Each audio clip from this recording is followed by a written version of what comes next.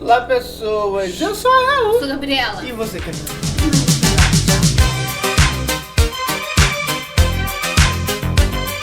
Então, nós vamos mostrar vídeo de terror. E com esse vídeo, meus sozinhos, meu. 4 pessoas contam sobre coisas que fizeram seus corações pararem. David Herring, descrição do vídeo. Existem coisas além do que poderíamos ver nesse mundo. Não é à toa que nossos instintos nos impedem de fazer certas ações. Ou quem sabe, algo do além está sempre nos poupando de enxergar algumas coisas além do que poderíamos entender. Mas às vezes acontece uma falha e podemos ser surpreendidos com a visão do véu entre esse mundo e o além.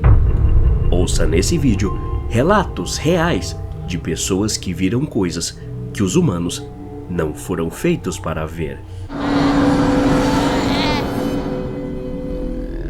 Vou chamar outra abertura. Isso aconteceu comigo e com minha amiga Cristine há 2 anos ou mais, mas até hoje toda vez que me lembro disso fico arrepiada. Na época, Cristine tinha uns 20 anos e trabalhava como professora de inglês. E, inclusive, foi tendo aulas com ela que nos tornamos amigas. Em uma das tardes que eu estava tendo aula, enquanto estávamos em nossa pausa de descanso, vimos no jornal que os metrôs estavam interditados devido a um acidente. Consequentemente, fiquei sem ter como voltar para casa. Por estar muito longe e ser tão tarde, perguntei a Cristine se eu poderia dormir na casa dela naquela noite e pegar o primeiro ônibus na manhã seguinte. Cristine aceitou na mesma hora, porque já sabia onde eu morava e até conhecia meus pais. Então acabou me cedendo em sua casa, um espaço improvisado. Quando a noite chegou, Cristine foi para seu quarto e se deitou na cama, enquanto eu deitei num colchão arrumado estrategicamente no chão e adormecemos depois de jogar algumas conversas fora.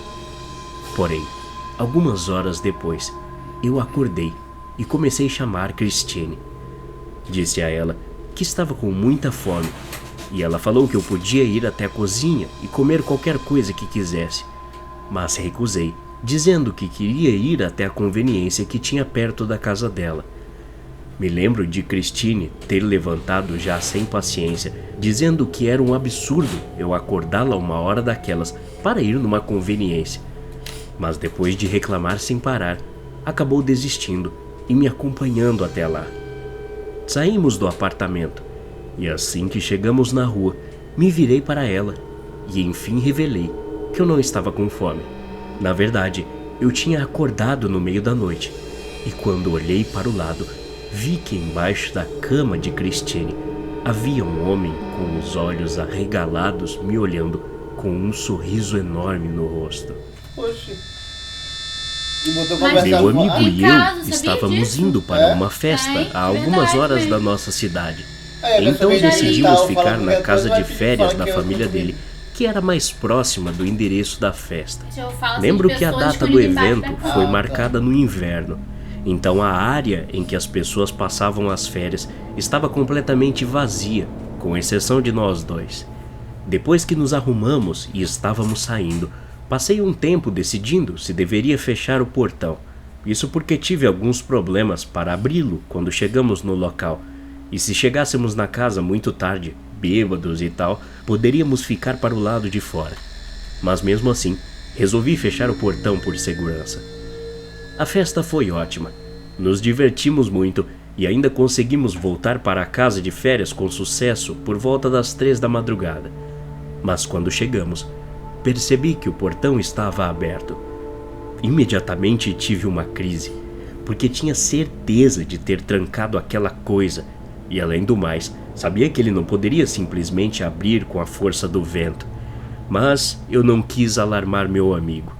Então, entramos normalmente e decidimos fazer um lanche. Portão aberto e entra, Enquanto eu andava pela casa, fui surpreendido pelo meu amigo correndo até a cozinha e praticamente me jogando no chão. Segundo ele, tinha acabado de ter ouvido alguém andando pelo corredor, do lado de fora da casa. Passamos minutos tentando nos acalmar, mas a situação só piorou quando percebemos que não tínhamos sinal de celular e não havia nenhum vizinho por perto para nos ajudar. Durante a meia hora seguinte, enquanto estávamos sentados no chão, paralisados de medo, ouvimos mais passos do lado de fora e a porta dos fundos sendo aberta. Decidimos que tínhamos que sair o mais rápido possível daquele lugar. Então, nos preparamos para ir até a garagem e pegar o carro. Assim que estávamos na porta da frente, prontos para sair, escutamos um estrondo enorme vindo do quintal. Cuidado, E amor! de repente, o que parecia ser centenas de pássaros começaram a fazer barulho. Nós corremos para o carro e, ao darmos ré, vimos uma silhueta correndo pela lateral da casa em nossa direção. Me lembro de ter acelerado o carro por todo o caminho em direção à nossa cidade.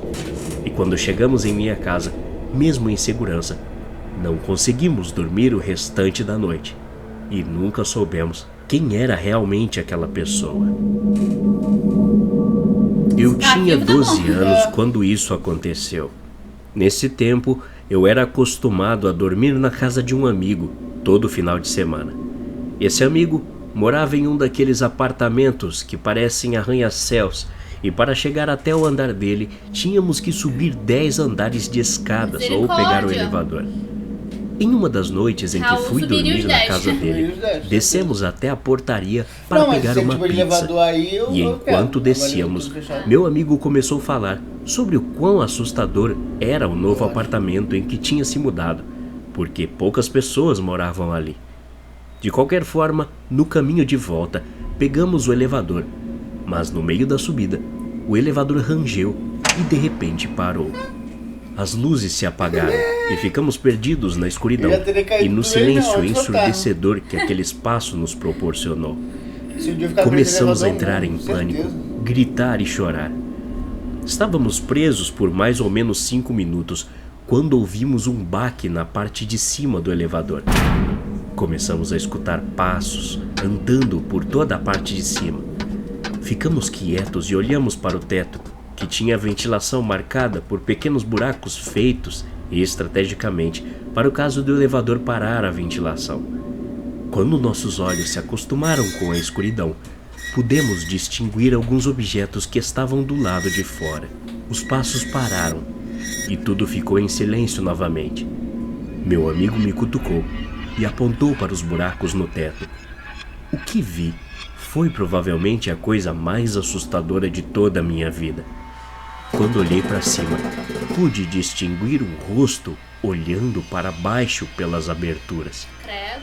Aquela coisa estava olhando diretamente para nós.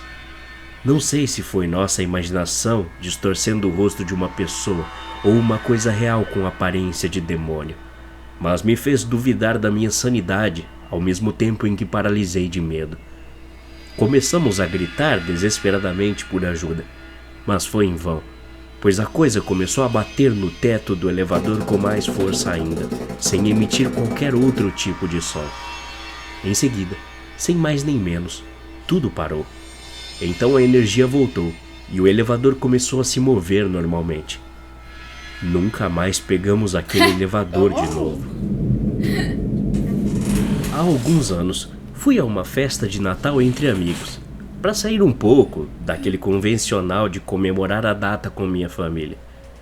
Naquela noite, aproveitei o espírito natalino o máximo que pude, ficando muito bêbado e chegando em casa por volta das 3 ou 4 da manhã. Em vez de ir direto para a cama, decidi pegar outra cerveja e fiquei na varanda dos fundos fumando um cigarro e olhando as estrelas. Ai, cigarrinho. Alguns minutos depois que me deitei do lado de fora, vi a luz da cozinha se acender e minha mãe aparecer do outro lado da porta de vidro da cozinha. Acenei para ela e dei boa noite, já pensando que ela iria sair e me fazer um interrogatório daqueles por ter chegado tão tarde. Mas ela apenas pegou um copo d'água e foi em direção ao quarto novamente. Terminei meu cigarro e minha cerveja algumas horas depois e fui dormir. Na tarde seguinte, enquanto a família toda estava na mesa tomando café, tocamos no assunto sobre a noite passada.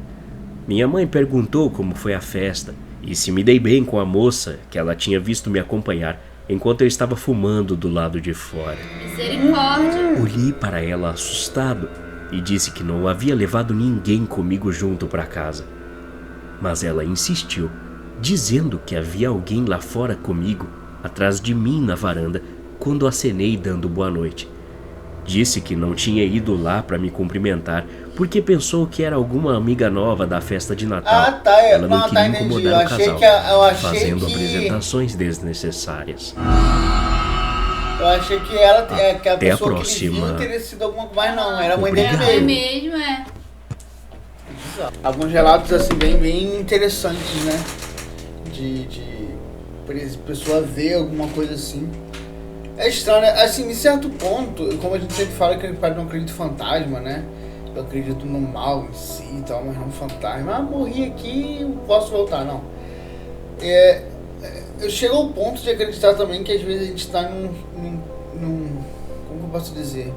Num momento espiritual tão, às vezes, ruim ou baixo, ou alguma coisa do tipo, que possa desencadear isso, tá ligado?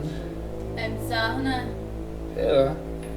Agora aquele lá do cara embaixo da cama, eu já li um monte de histórias assim, de relatos reais, porque eu gosto muito de entrar em fóruns assim de terror, que contam essas histórias assim, e tem uns que são reais mesmo. Uns malucos. É isso aí, galera. Espero que vocês gostaram desse vídeo. Assim como nós gostamos, se gostou desse like, se gostou muito, compartilhe com todos os nossas redes sociais. Vai com nossa rede, inscreva no canal. Um abraço. Low, you can still go. Even when you feel slow, you can still go. Even when there's no hope, you can still go. I never answer to no, man, I still go. Go, go.